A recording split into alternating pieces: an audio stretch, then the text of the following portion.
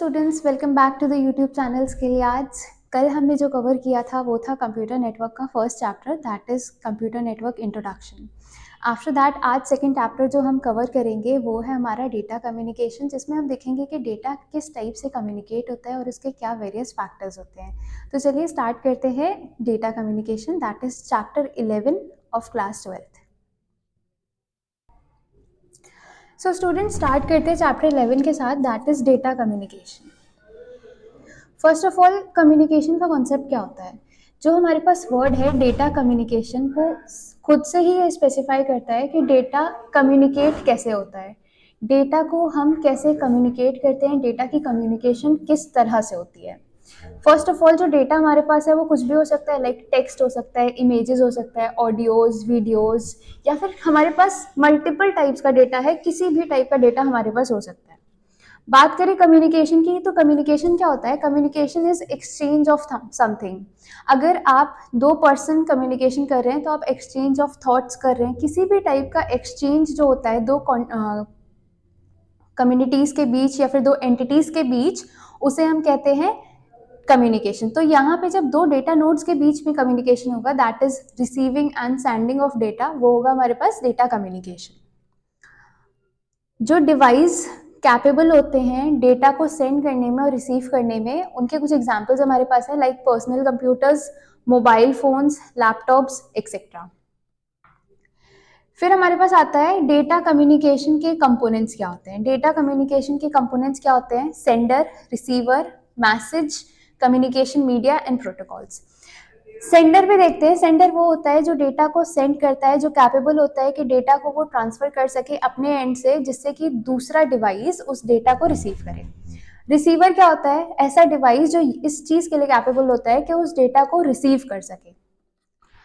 Like sender mobile phone, smart watches, laptops, ये सारे वो डिवाइसेस हैं जो डेटा सेंड भी कर सकते हैं और डेटा रिसीव भी कर सकते हैं। तो ये कॉमन एग्जांपल्स होते हैं हमारे पास सेंडर और रिसीवर के। आफ्टर दैट हमारे पास आता है मैसेजेस। मैसेजेस क्या होता है?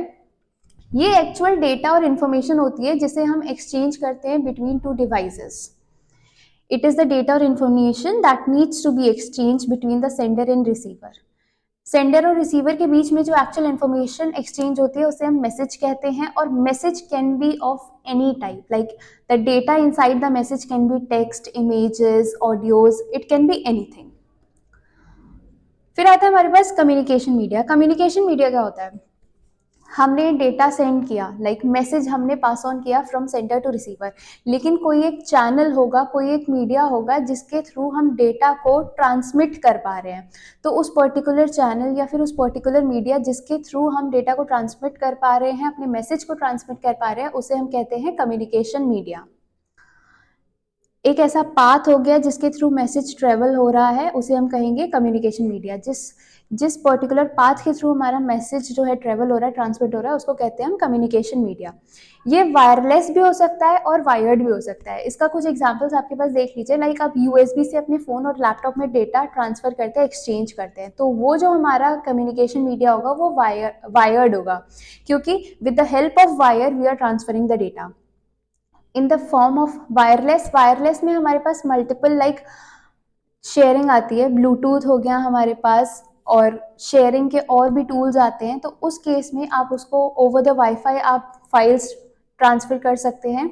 तो वो मीडिया जो हमारे पास आता है वो होता है वायरलेस मीडिया। फिर हमारे पास आता है प्रोटोकॉल्स। प्रोटोकॉल्स क्या होता है? प्रोटोकॉल्स सेट ऑफ रूल्स होते हैं जो वाइल सेंडिंग और ट्रांसमिटिंग द डेटा सेंडर और रिसीवर को फॉलो करने होते हैं। ऐसे सर्टेन रूल्स जो ऑलरेडी डिस्क्राइब्ड हैं, उन्हें फॉलो करना होता है सेंडर और रिसीवर को जब डेटा ट्रांसमिट हो रहा होता है। देन हमारे पास आता है measuring capacity of communication media. Communication media की कैपेसिटी हम कैसे मेजर कर सकते हैं, इसके लिए हमारे पास क्या क्या मेजर्स हैं। डेटा कम्युनिकेशन में जो ट्रांसमिशन मीडिया होता है, जिससे डेटा ट्रांसमिट होता है एक्चुअली जिस मीडियम से, उसको हम चैनल कहते हैं। उस चैनल की कैपेसिटी कितनी है डेटा को ट्रांसफर करने की और उस पर्टिकुलर मैसेज को ट्रांसमिट करने की, तो उसे हम किस टर्म्स में मेजर करते हैं वो देखते हैं। जिस टर्म में हम उसे मेजर करते हैं वो होती है बैंडविड्थ। बैंडविड्थ के टर्म में हम capacity of that channel measure करते हैं। बैंडविड्थ क्या होता है? बैंडविड्थ एक पर्टिकुलर चैनल की रेंज ऑफ फ्रिक्वेंसी होती है जो अवेलेबल होती है ट्रांसमिशन के लिए, मतलब कि उस पर्टिकुलर चैनल की कितनी फ्रिक्वेंसी अवेलेबल है जिसकी हेल्प से हम जो अपना मैसेज है वो ट्रांसमिट कर पाएँ उस चैनल के थ्रू। जितनी हायर बैंडविड्थ होगी उतना ज़्यादा डेटा ट्रांसफ़र होगा, मतलब जितना ज़्यादा बैंडविड्थ उतना ज़्यादा डेटा हम ट्रांसफ़र कर पाएंगे। नॉर्मली जो बैंडविड्थ होती है उसको हम मैक्सिमम और मिनिमम फ्रिक्वेंसी का डिफरेंस भी कहते हैं। बैंडविड्थ को हम मैक्सिमम और मिनिमम फ्रिक्वेंसी का डिफरेंस भी कहते हैं, क्योंकि मिनिमम फ्रिक्वेंसी पे जो डेटा ट्रांसफ़र हो रहा है और जो मैक्सिमम फ्रिक्वेंसी पे जो डेटा ट्रांसफ़र हो रहा है, इन दोनों का डिफरेंस जो होगा वो हमारा बैंडविड्थ होगा, जिसकी हेल्प से हम डेटा को ट्रांसमिट करते हैं ओवर द चैनल। बैंडविड्थ जो है हमारी वो हर्ट्ज में मेजर होती है। लाइक आपको पता है 1 kilo hertz equals to 1000 hertz, 1 mega hertz equals to 1000 kilo hertz, and after that उसको आप कैटेगराइज कर लेंगे हर्ट्ज में। ओके, फिर बात करें डेटा ट्रांसफ़र रेट की। हमने ये देख लिया कि कैसे हम बैंडविड्थ यूज़ करते हैं कैपेसिटी को, चैनल की कैपेसिटी को मेजर करने के लिए। फिर आता है हमारे पास डेटा ट्रांसफ़र रेट, किस रेट में हमारा डेटा ट्रांसफ़र हो रहा है एक्चुअल में। ये तो हम सबको पता है कि डेटा सिग्नल्स के फॉर्म में ट्रैवल करता है। एक सिग्नल जो है वो number of bits data carry करता है अपने अंदर, तो जो डेटा ट्रांसफ़र रेट है वो नंबर ऑफ बिट्स ट्रांसमिट करेगा, कैरी करेगा सोर्स और डेस्टिनेशन के बीच पर्टिकुलर सेकंड में। तो उसके जो रेट्स होंगे वो हमारे पास स्पेसिफाइड हैं। यूनिट्स जो होते हैं डेटा ट्रांसफर रेट के, like 1 kbps equals to 1024 byte per second, 1 mbps equals to 1024 kbps, 1 gbps equals to 1024 mbps and 1 tbps equals to 1024 gbps। यहाँ पे आपको kbps, mbps, gbps और tbps की फुल फॉर्म पता है कि नहीं? चलिए मैं बता देती हूँ। kbps is kilobytes per seconds, mbps megabytes per seconds, gbps gigabytes per seconds, tbps is terabytes per seconds. Now coming to the next topic, that is types of data communication. अब हमने ये तो देख लिया कि डेटा कम्युनिकेशन क्या होता है, डेटा को सेंडर से रिसीवर से through a particular channel in the form of message transmit करना। अब कितने टाइप्स का डेटा कम्युनिकेशन हमारे पास होता है? हमारे पास होता है 3 टाइप का data communication. First is simplex, half duplex and full duplex. Simplex में हमारे पास क्या होता है? सिंप्लेक्स कम्युनिकेशन जो होता है हमारे पास वो वन वे कम्युनिकेशन होता है, मतलब कि एक ही डायरेक्शन में जो हमारा डेटा है वो मूव करेगा, whether it is from sender to receiver और whether it is from receiver side to sender side. किसी भी दो डिवाइसेस के बीच में एक ही डायरेक्शन में डेटा मूव करेगा, एक एंड पे सेंडर होगा, एक एंड पे रिसीवर होगा। इसमें हम ये देख सकते हैं, लाइक इसका एग्जांपल हमारे पास ये होगा कि हमने ऑडियो सेंड करी फ्रॉम द स्पीकर, तो ऑडियो स्पीकर से सिर्फ एक ही एंड से जाएगी, दूसरे एंड पे उस ऑडियो को हम लिसन कर सकते हैं, रिकॉर्ड नहीं कर सकते। तो ये हमारे पास एग्जाम्पल आ गया सिंप्लेक्स कम्युनिकेशन का। आफ्टर दैट हमारे पास आता है half duplex communication. Half duplex communication क्या होता है? ये 2 वे कम्युनिकेशन है, इसमें दोनों साइड से कम्युनिकेशन हो सकती है, but the major point here is एक टाइम पे एक ही साइड से कम्युनिकेशन होगी। साइमल्टेनियसली दोनों साइड से communication is not allowed in half duplex communication. If sender is sending the data then it will process in one time. उस particular time पे रिसीवर एंड से डेटा नहीं आ सकता। कम्युनिकेशन बाय डायरेक्शनल है, लेकिन एक टाइम पे एक ही साइड से कम्युनिकेशन होगी। इसका एग्जांपल हमारे पास वॉकी टॉकी है। लाइक वॉकी टॉकी में जब हम पुश बटन दबाते हैं तो जितने भी अदर वॉकी टॉकीज होते हैं जो हमारे कनेक्शन रेंज में होते हैं वो सिर्फ हमें लिसन कर पाते हैं, वो अपने एंड से कुछ भी अपना वॉइस इनपुट नहीं दे पाते, they can only listen us. Then the next is full duplex communication. Full duplex communication is a bi-directional और 2-way communication. इसमें दोनों एंड से कम्युनिकेशन हो सकती है साइमल्टेनियसली, एक पर्टिकुलर टाइम पे दोनों एंड से communication is possible. Like mobile phones जो आजकल हम यूज कर रहे हैं, these are the example of full duplex communication. आपने कॉल किया अपने कलीग को, आप अपनी बात बोल रहे हैं, इन बिटवीन उसने भी अपनी बात बोली, तो ऐसा नहीं है कि वो अपनी बात नहीं कह पाएगा, सेम टाइम पे दोनों की वॉइस एक दूसरे तक पहुंचेगी। So this is the example for full duplex communication. After that हमारे पास आता है स्विचिंग टेक्निक्स। स्विचिंग टेक्निक होती क्या है? एक नेटवर्क में हमारे पास मल्टीपल डिवाइसेस होते हैं और हमें ये भी देखना होता है कि हमारे पास सेंडर से रिसीवर के लिए एक 1-to-1 कम्युनिकेशन पाथ बन जाए, जिससे कि हमारा जो डेटा फ्लो हो वो एक ही डायरेक्शन, एक ही पाथ फॉलो करे और अच्छे से फ्लो हो जाए। इसके लिए एक सॉल्यूशन के तौर पे हम एक डेडिकेटेड कम्युनिकेशन बिल्ड कर सकते हैं। डेडिकेटेड कम्युनिकेशन हमारे पास दो टाइप के होते हैं, लाइक जो अच्छे डेडिकेटेड कम्युनिकेशन हम कंसिडर कर सकते हैं, first is mesh topology and the second one is star topology. लेकिन ये टोपोलॉजीज इतने कॉस्टली होते हैं बिल्ड करने में, तो इसके ऑल्टरनेटिव में जो टेक्निक्स हम यूज कर रहे हैं वो टेक्निक्स हमारे पास होती है switching techniques. Switching techniques is of two types, like first is circuit switching and the second one is packet switching. Circuit switching और पैकेट स्विचिंग में इनकी हेल्प से हम कैसे डेटा ट्रांसमिट कर सकते हैं ये हम देखेंगे। सर्किट स्विचिंग में सबसे पहले हमारे पास क्या होता है, ये है हमारे पास सर्किट स्विचिंग। सर्किट स्विचिंग में क्या होगा कि हम डेटा ट्रांसमिट करने से पहले एक पर्टिकुलर कनेक्शन इस्टेब्लिश करेंगे, कम्युनिकेशन पाथ को डिफाइन करेंगे। पहले हम पाथ डिफाइन करेंगे, पाथ डिफाइन करने के बाद हम जो है अपना डेटा ट्रांसमिट करेंगे। Before a communication start, a dedicated path is identified between the sender and receiver. Sender and receiver के बीच में एक path को हम define करेंगे।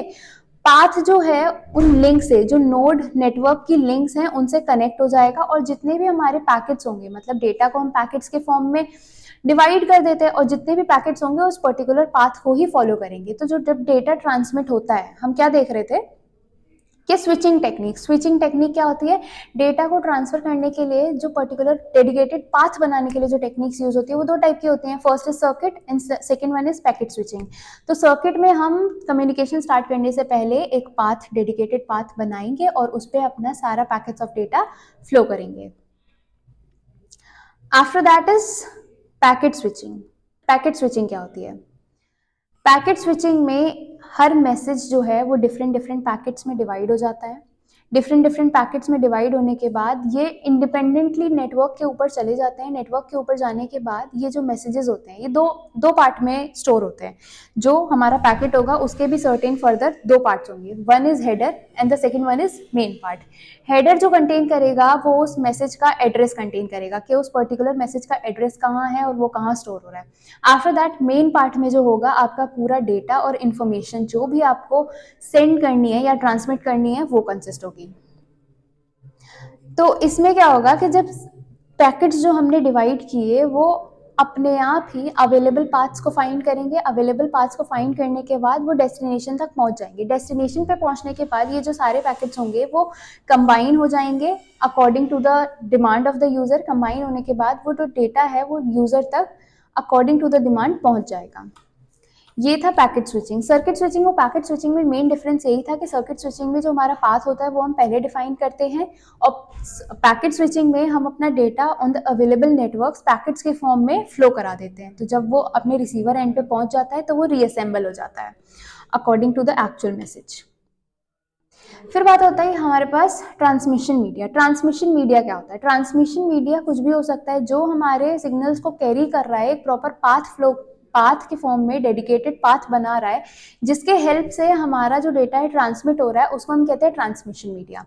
ट्रांसमिशन मीडिया सिग्नल्स को कैरी करता है, डेटा को कैरी करता है सेंडर और रिसीवर के बीच में, और डेटा कम्युनिकेशन में ट्रांसमिशन मीडिया जो है वो मैसेज को कैरी करता है। सेंडर और रिसीवर के बीच में मैसेज को जो कैरी कर रहा है, जो डेडिकेटेड पाथ बना रहा है, वो ट्रांसमिशन मीडिया। अब ट्रांसमिशन मीडिया भी दो टाइप का होता है, first is guided transmission media and the second one is unguided transmission media.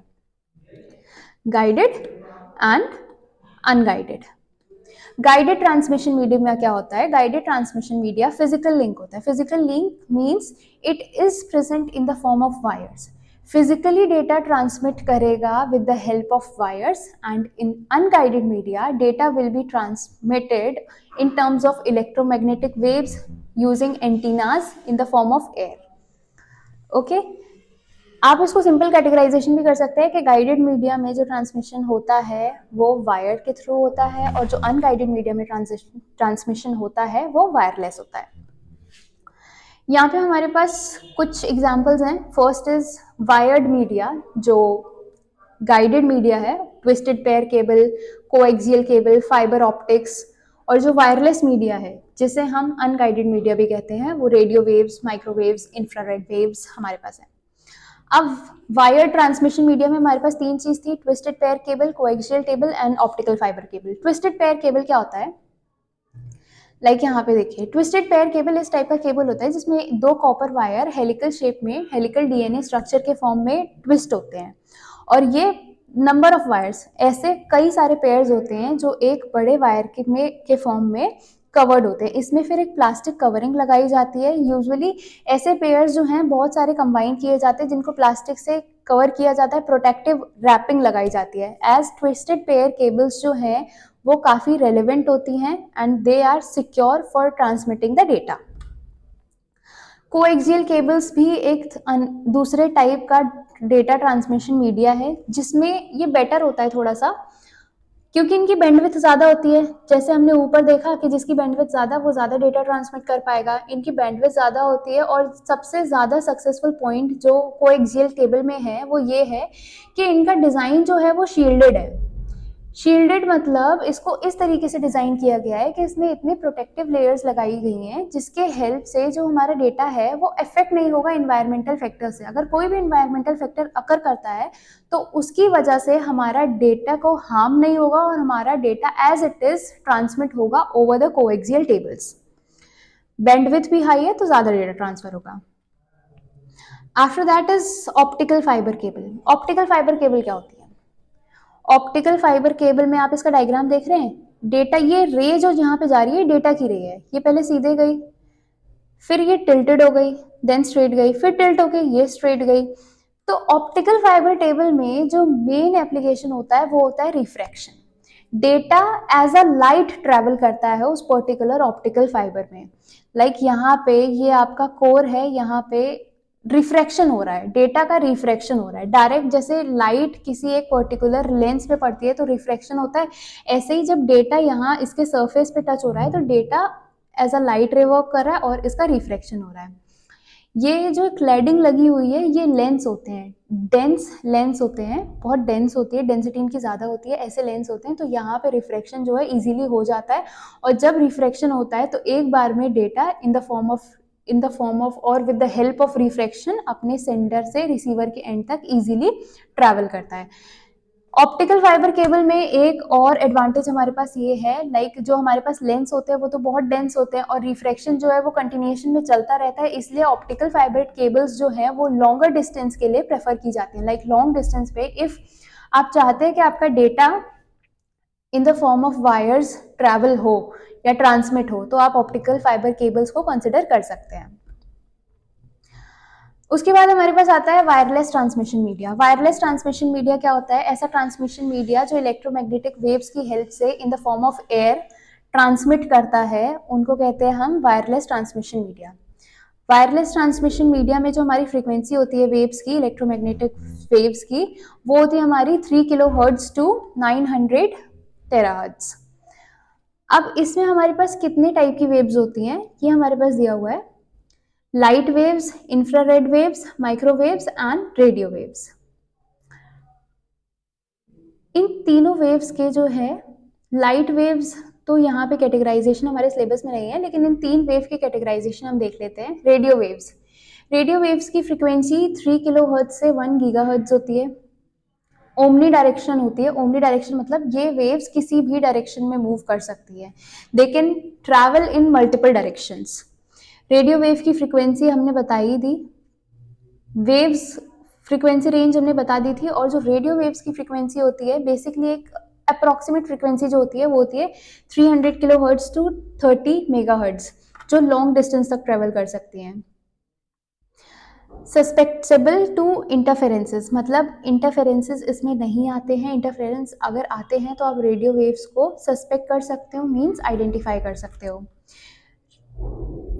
Radio waves जिनकी फ्रीक्वेंसी 3 टू 300 किलोहर्ट्ज होती हैं वो वॉल तक को पेनिट्रेट कर सकते हैं। वॉल को पेनिट्रेट करना मतलब वॉल के इस एंड से उस एंड तक जा सकती हैं, वॉल को गो थ्रू कर सकते हैं। Like just imagine radio waves कितनी स्ट्रॉन्ग होती हैं कि वो वॉल को भी क्रॉस कर सकती हैं। These waves are used in AM and FM radio, television and cordless phones. Television में जो हमारे एंटीनाज लगे होते हैं, FM के नेटवर्क्स जो और सिग्नल्स हमारे पास हमारे फोन्स में आज भी वर्क करते हैं, ये किस वेव्स पे वर्क करते हैं? रेडियो वेव्स पे। फिर बात आती है माइक्रोवेव्स। माइक्रोवेव्स की frequency 1 gigahertz to 300 gigahertz unidirectional होती है, मतलब सिर्फ एक ही डायरेक्शन में मूव करेंगी। सॉलिड ऑब्जेक्ट्स लाइक अगर कोई इंटरफेरेंस बीच में आ जाता है तो ये उसको पेनिट्रेट नहीं कर सकती, इट मीन्स वो वॉल से बाहर या फिर किसी सॉलिड ऑब्जेक्ट के आगे मूव ऑन नहीं कर सकती। एंटीनाज इनको चाहिए हर डायरेक्शन में, अगर ये कहीं मूव कर रही हैं, like need line of straight propagation. Antennas जो हम पहले टाइम में यूज़ करते थे, जो पहले टाइम में टीवीज़ आपने सुना होगा अपने ग्रैंड पेरेंट्स से कि हमारे टाइम में एंटीना होता था, और जो हमारी टीवी का अगर एंटीना का थोड़ा बहुत भी सिग्नल हिल जाता था तो हम अपने एंटीना को मूव करते थे जिससे कि उसको स्ट्रेट सिग्नल मिले, फिर हमारी टीवी चलती थी। तो माइक्रोवेव्स उसी कॉन्सेप्ट पे वर्क करती हैं। माइक्रोवेव्स को अपने प्रोपोगेशन के लिए एक स्ट्रेट लाइन सिग्नल चाहिए जिससे कि वो अपना फंक्शन प्रॉपरली कर पाए। रेडार सिस्टम और सैटेलाइट्स में यूज होती हैं माइक्रोवेव्स, और बहुत सारी इंफॉर्मेशन कैरिंग कैपेसिटी माइक्रोवेव्स के पास है। फिर बात आती है इंफ्रारेड वेव्स। इंफ्रारेड वेव्स कौन सी होती हैं? 300 गीगाहर्ट्ज टू 400 टेराहर्ट्ज। बहुत हाई फ्रीक्वेंसी वेव्स होती हैं, सॉलिड ऑब्जेक्ट्स को ये पेनिट्रेट नहीं कर पाती। सॉलिड ऑब्जेक्ट्स इन्हें जहाँ दिखेंगे, वॉल या फिर कोई भी सॉलिड ऑब्जेक्ट, तो इसे ये मूव फर्दर नहीं कर पाएंगी। शॉर्ट डिस्टेंस के लिए यूज होती हैं, लाइक बहुत ही छोटे डिस्टेंस पे जब आपको रेज का यूज करना है तब, और ट्रांसमिशन करना है अपने डेटा को, तब इंफ्रारेड रेज यूज होंगी। बात करते हैं, ये तो थी वायर्ड ट्रांसमिशन मीडिया। अब वायरलेस टेक्नोलॉजीज कौन सी हैं जिसके हेल्प से हम डेटा ट्रांसमिट कर सकते हैं? First is Bluetooth. ब्लूटूथ का यूज तो आप सभी ने किया होगा, और वायरलेस लैन। वायरलेस लैन क्या होता है? जिसको हम वाईफाई भी कहते हैं। ब्लूटूथ और वाईफाई ऐसी कॉमन टेक्नोलॉजीज हैं जो हम अपनी डे टू डे लाइफ में नंबर ऑफ टाइम्स यूज करते हैं। ब्लूटूथ शॉर्ट रेंज के लिए यूज होता है, मोबाइल फोन्स को कनेक्ट करने के लिए, ईयरडोप्स को कनेक्ट करने के लिए, हेडफोन्स को कनेक्ट करने के लिए, कीबोर्ड, कंप्यूटर्स, बहुत सारे मल्टीपल डिवाइसेस जो हम अपनी डे टू डे लाइफ में यूज करते हैं। आईओटी डिवाइसेस भी आजकल कुछ हम लोग यूज करते हैं जो with the help of Bluetooth we can connect. इनका रेंज जो होता है वो 10 मीटर्स होता है। स्पीड इनकी 1 to 2 Mbps होती है। उसके बाद ब्लूटूथ की टेक्नोलॉजी जो होती है वो एक सर्टेन टाइम पे 8 डिवाइसेस, मतलब कनेक्ट, तो ब्लूटूथ की कैपेसिटी ये होती है कि वो 225 डिवाइसेस को एक पर्टिकुलर टाइम पे कनेक्ट कर सकता है, लेकिन कितने नंबर ऑफ डिवाइस के साथ वो साइमल्टेनियसली एक बार में कम्युनिकेशन कर सकता है? That is 8। 8 number of devices के साथ वो साइमल्टेनियसली एक बार में कम्युनिकेट कर सकता है, अगर ब्लूटूथ किसी मास्टर डिवाइस पे इंस्टॉल है तो। वायरलेस लैन क्या होता है? Wireless LAN is a kind of wifi.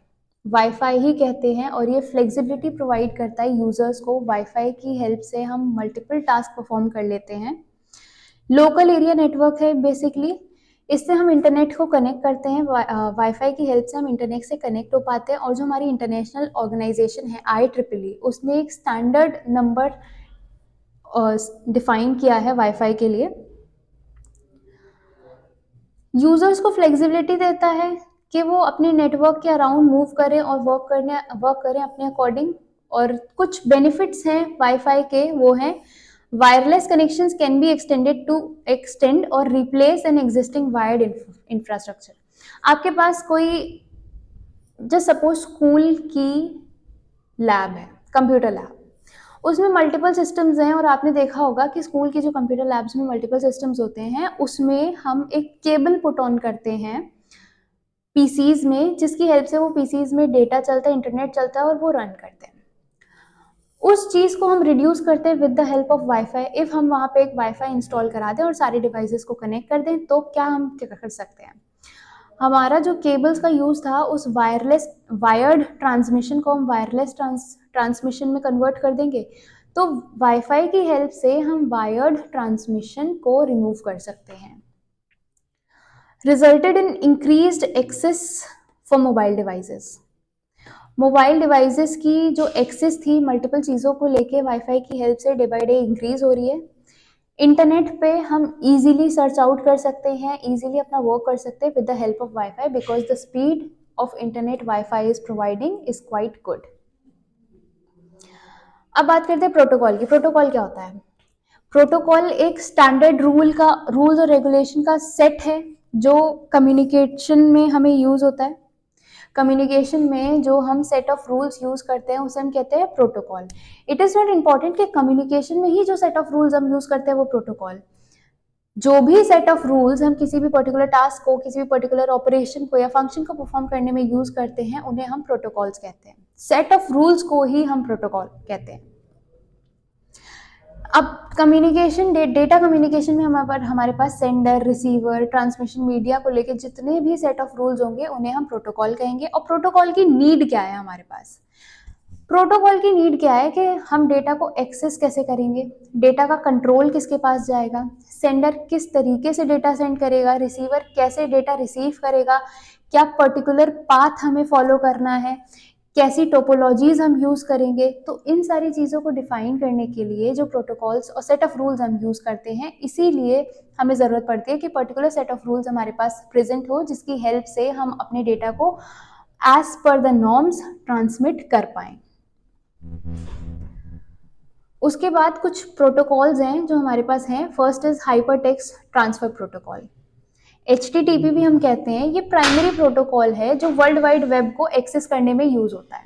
World wide web को एक्सेस करने में यूज होता है और ये रिक्वेस्ट रिस्पॉन्स के बेसिस पे वर्क करता है. रिक्वेस्ट रिस्पॉन्स के बेसिस पे कैसे वर्क करता है? यूजर ने कोई भी डोमेन नेम या URL पुट किया तो वो URL वेब ब्राउजर रिक्वेस्ट करेगा वेब सर्वर से. वेब सर्वर उस रिक्वेस्ट का रिस्पॉन्स देगा, रिस्पॉन्स जनरेट करेगा. रिस्पॉन्स जनरेट करने के बाद वो दोबारा से वेब ब्राउजर को दे देगा और वेब ब्राउजर अकॉर्डिंगली वो डेटा यूजर को शो कर देगा. तो इस तरीके से hypertext transfer protocol, that is HTTP, work on the request response process.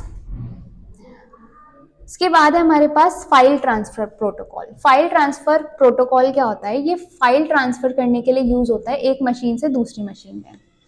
Like HTTP और FTP दोनों क्लाइंट सर्वर मॉडल पे वर्क करते हैं. जब यूजर रिक्वेस्ट करता है किसी पर्टिकुलर फाइल ट्रांसफर के लिए दूसरे सिस्टम पे, तो FTP जो है ये कनेक्शन बिल्ड करता है दो नोड्स के बीच में. फिर ऑथेंटिकेट करता है दूसरे यूजर से कि like you are requesting for that particular file. जब authentication with the help of user and ID password authenticate हो जाता है अच्छी तरीके से वेरीफाई हो जाता है, देन ये फाइल ट्रांसफर आगे प्रोसेस कर देता है. पॉइंट टू पॉइंट प्रोटोकॉल क्या होता है? पॉइंट टू पॉइंट प्रोटोकॉल एक कम्युनिकेशन प्रोटोकॉल है जो डायरेक्ट कम्युनिकेशन दो कम्युनिकेटिंग डिवाइस के बीच में स्टेब्लिश करता है. ये प्रोटोकॉल क्या डिफाइन करता है कि दो डिवाइसेस जो हैं वो पहले एक दूसरे को ऑथेंटिकेट कर लें, अच्छे से वेरीफाई कर ले whether the connection is secure, whether the transmission media channel we are using is okay, the data we are exchanging is okay और नॉट. उसके बाद ही क्या करेगा? डायरेक्ट कम्युनिकेशन PPP यूज करके स्टेब्लिश कर देगा. फिर एक बार जब ऑथेंटिकेशन हो जाती है तो ये कम्युनिकेशन प्रोसेस कर देता है directly. The internet users who connect their home computers to the server of an ISP through a modem also use PPP. जो हम अपने normal computers, home computers internet service provider से कनेक्ट करते हैं, जो प्रोवाइडर्स होते हैं जो इंटरनेट सर्विसेज प्रोवाइड करते हैं, उसमें भी हम PPP का यूज करते हैं. नेक्स्ट हमारे पास आता है simple mail transfer protocol. Simple mail transfer protocol जो है एक ईमेल सर्विस है. इसमें क्या होता है कि जो हमारी written information, simple mail transfer protocol क्या करता है, जो हमारी मेल की इन्फॉर्मेशन होती है, रिटन इन्फॉर्मेशन, उसमें से हेडर की इन्फॉर्मेशन अपने पास फेच कर लेता है. हेडर की इन्फॉर्मेशन अपने पास फेच करने के बाद, जिसमें बेसिकली सेंडर का ईमेल, रिसीवर का ईमेल ID होता है और सब्जेक्ट होता है, उसको फेच कर लेता है. रिसीवर के ईमेल ID को फेच करने के बाद ये क्या करेगा? बॉडी को नहीं देखेगा लेकिन ईमेल ID को क्यू में डाल देगा, एक क्यू में डाल देगा कि हाँ हमें इस पर्टिकुलर रिसीवर को डेटा सेंड करना है, मेल सेंड करना है. फिर SMTP उस क्यू में जाएगा, देखेगा, सारी डेस्टिनेशंस डिफाइन करेगा कि हाँ इस पर्टिकुलर डेस्टिनेशन पे हमें डेटा और मेल सेंड करना है, वेरीफाई करेगा. वेरीफाई करने के बाद उसको डिलीवर करेगा, पर्टिकुलर मेल्स को डिलीवर करेगा. जब वो वहाँ से डिलीवर कर देगा तो वो पर्टिकुलर मेल क्यू से डिलीट हो जाएगा. क्यू से रिसीवर के पास जब पहुंच गया तो वो वहाँ से डिलीट हो जाएगा. फिर जब सारे मेल्स उस क्यू में डिलीवर हो जाएंगे, सारा क्यू खाली हो जाएगा, देन उसके बाद वो अपने सारे रेसिपेंट्स को रिमूव कर देगा उस क्यू में से. ये सिंपली मेल के हेडर से रिसीवर की ईमेल ID लेता है और उसे उस मेल को क्यू में डालता है. क्यू अपने अकॉर्डिंगली डेटा को प्रोसेस करता है और सारे मेल्स को ट्रांसफर करता है। आफ्टर दैट हमारे पास आता है TCP IP. TCP transmission control protocol and internet protocol. Internet protocol तो हमने देखा था किस लिए यूज होता है, लास्ट चैप्टर में मैंने आपको बताया भी था कि इंटरनेट प्रोटोकॉल जो हमारे पास यूज होता है वो किस लिए यूज होता है। आप लोग बताइए, आपने लास्ट चैप्टर पढ़ा तो आप लोगों को पता होगा कि इंटरनेट प्रोटोकॉल क्यों यूज होता है। चलिए मैं एक बार रिवाइज करा देती हूँ। इंटरनेट प्रोटोकॉल किस लिए यूज होता है? इंटरनेट प्रोटोकॉल दो नोड्स को कनेक्ट करता है। कनेक्ट करने के बाद जब उनके बीच में कनेक्शन स्टेब्लिश हो जाता है तो उन नोड्स को वो यूनिकली आइडेंटिफाई करता है। उन पर्टिकुलर नोड्स को यूनिकली आइडेंटिफाई करता है इंटरनेट प्रोटोकॉल। इंटरनेट प्रोटोकॉल जो है वो क्या करता है? नोड्स को यूनिकली आइडेंटिफाई करता है। यहाँ पे देखिए, the IP protocol ensures that each computer और node connected to the internet is assign an IP address. हर नोड का एक आईपी एड्रेस होता है, उस आईपी एड्रेस को ये वेरीफाई करता है और यूनिकली आइडेंटिफाई करता है। It can be considered to be the adhesive that hold the whole internet together. इसको हम एज अ एडेसिव कंसिडर करते हैं क्योंकि ये पूरा इंटरनेट एक साथ होल्ड कर रहा है। हर पर्टिकुलर नोड का एक पर्टिकुलर आईपी एड्रेस है जिससे हम उसको इजीली वेब पे लोकेट कर पा रहे हैं। इजीली जब हम वेब पे लोकेट कर पा रहे हैं तो हमें पता है कि कौन सा डेटा और कौन सा रिसोर्सेज हमारे पास किस प्लेस पे प्रेजेंट है।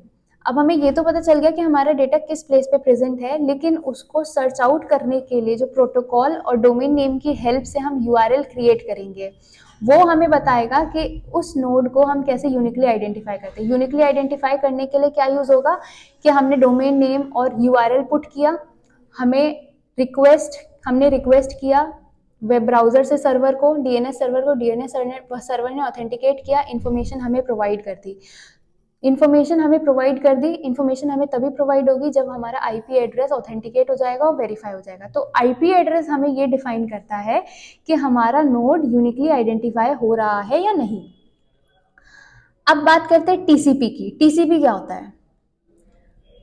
टीसीपी ये इंश्योर करता है कि जो हमारा मैसेज है डेटा का वो स्मॉलर पार्ट्स में डिवाइड हो जाए, स्मॉलर पार्ट्स में ब्रोक हो जाए। स्मॉलर पार्ट्स में ब्रोक होने के बाद वो डेटा इजीली सेंडर तक मल्टीपल चैनल्स, अभी हमने देखा था पैकेट स्विचिंग जो हमारा सिनेरियो है that is best relevant and suitable. Packets में जब डेटा कन्वर्ट हो गया वो अपने अवेलेबल पाथ से रिसीवर के एंड पे पहुंच गया और फिर वो रीअसेंबल हो जाता है। तो टीसीपी हमें ये हेल्प करता है कि मैसेज जो है और जो डेटा है वो स्मॉलर पार्ट्स में डिवाइड हो जाए।